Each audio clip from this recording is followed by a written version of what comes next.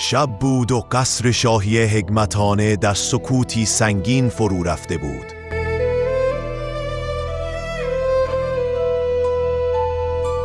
آستیاگ، آخرین پادشاه ماد، در بستر ابریشمی خود غلط میزد و خواب میدید.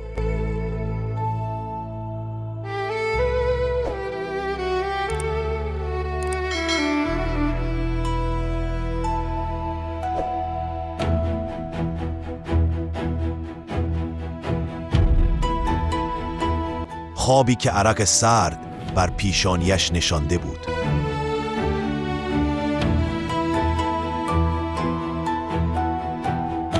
در خوابش دید که از دخترش ماندانا رودی خروشان جاری شد. رودی که نه تنها پایتخت ماد بلکه تمام آسیا را از غرب تا شرق فرا گرفت.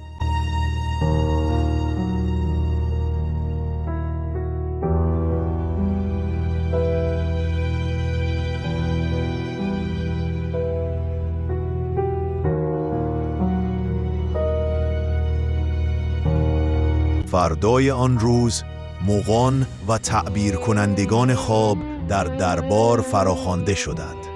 بزرگان قوم با چهره‌های جدی آرام زمزمه کردند: ای پادشاه، این خواب نشان می‌دهد که فرزندی که از ماندانا زاده شود روزی بر تخت تو خواهد نشست و قلمروت را از چنگت بیرون خواهد آورد.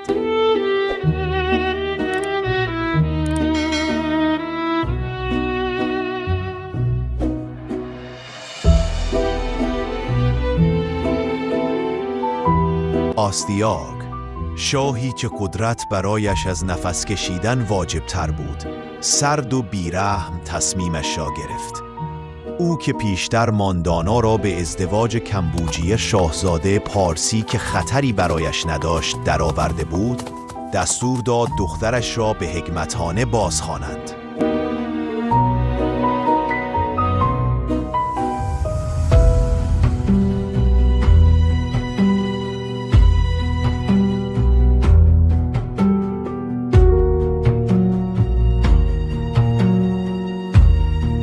وقتی ماندانا باردار و درشت جسم به قصر رسید، آستیاگ نقشه ای شوم کشید.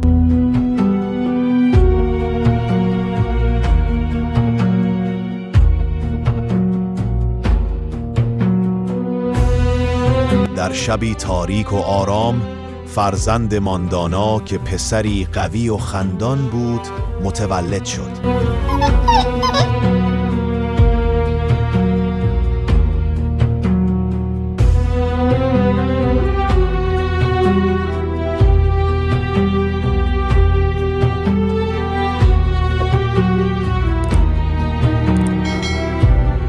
به محض تولد نوزاد، پادشاه یکی از نزدیکترین فرماندهانش به نام هارپاگ را فراخواند. پادشاه به او گفت: این نوزاد ثمره بطن دخترم است. تو او را ببر و مطمئن شو که هیچ نشانی از او باقی نماند. هارپاگ، مردی وفادار اما دلنگران، کودک را گرفت و رفت. او نتوانست دست به این کار آلوده بزند. پس به سمت کوهستان رفت و کودک را به چوپانی سپرد تا در میان صخره‌ها رها کند تا گرسنه یا در چنگال درندگان بمیرد. اما تقدیر راه دیگری در نظر داشت.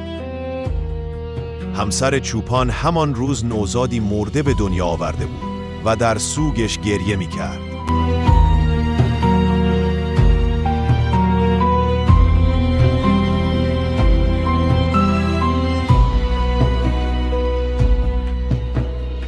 وقتی چوپان کودک شاهزاده که زیبا و سرحال بود را دید، نتوانست در برابر التماس همسرش مقاومت کند. آنها نقشه کشیدند. لباسهای نوزاد مرده خود را به هارپاگ نشان دهند و ادعا کنند این همان پسر مانداناست. سپس شاهزاده کوچک را به جای پسر خود بزرگ کردند و چنین شد. آن کودک در دامن طبیعت میان قبایل پارسی پاک و قوی مانند عقابی جوان پرورش یافت.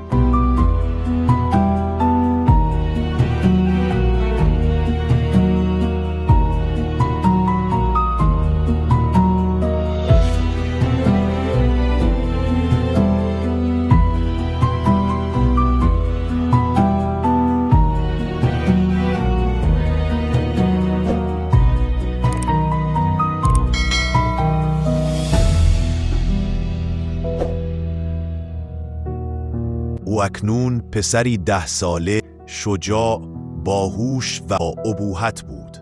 در بازی‌های کودکانه همیشه نقش شاه را بر عهده می گرفت و کودکان دیگر از او فرمان می بردند.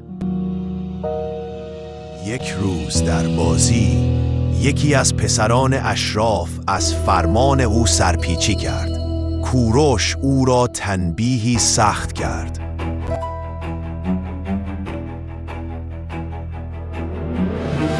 این اتفاق به گوش پدر آن پسر رسید و او به آستیاگ شکایت برد. یک چوپانزاده پارسی جسارت کرده و پسر مرا چنین کتک زده.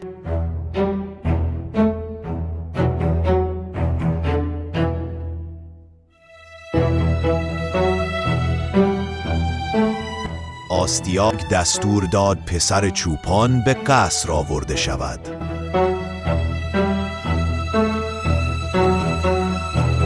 وقتی چشمان آستیاگ به چهره کوروش افتاد، خاطره‌ای دور و تاریک در ذهنش زنده شد. شکی در دلش جوانه زد. با تهدید و بازجویی از هارپاگ حقیقت آشکار شد. آستیاگ متوجه شد که پسرک همان کسی بود که سالها قبل باید نابود میشد. خشم او بیشتر متوجه هارپاگ بود که فرمانش را نادیده گرفته بود.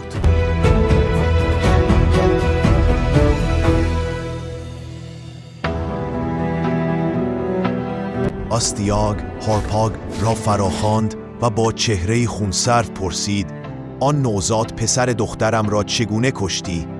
هارپاگ گفت: او را به چوپان سپردم تا در کوهستان رها شود. مطمئنم که مرده است. آستیاگ فریاد زد: نه، او زنده است و همین جاست. و سپس با نقشه های شوم پسر هارپاگ را کشت و در ضیافت شام به پدرش خوراند.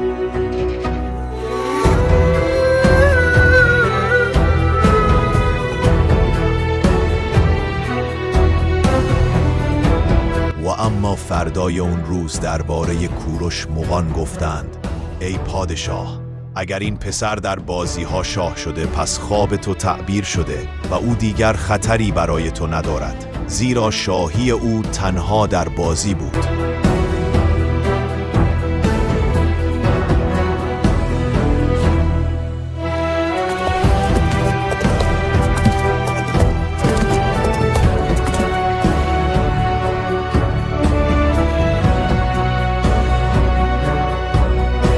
آستیاگ آرام گرفت و کوروش به پارس نزد پدر و مادر واقعیش بازگردانده شد.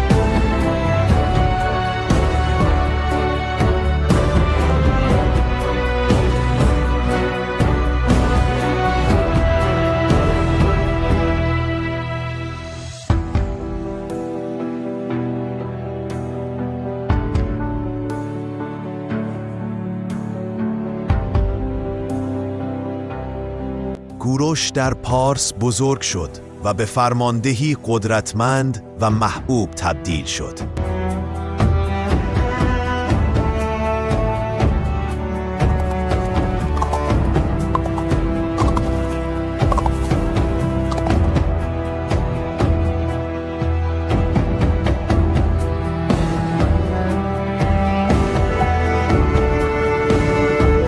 سالها بعد بزرگی و شجاعتش زبان زد شد و پارسیان به رهبری او علیه سلطه ستمگرانه آستیاگ شوریدند.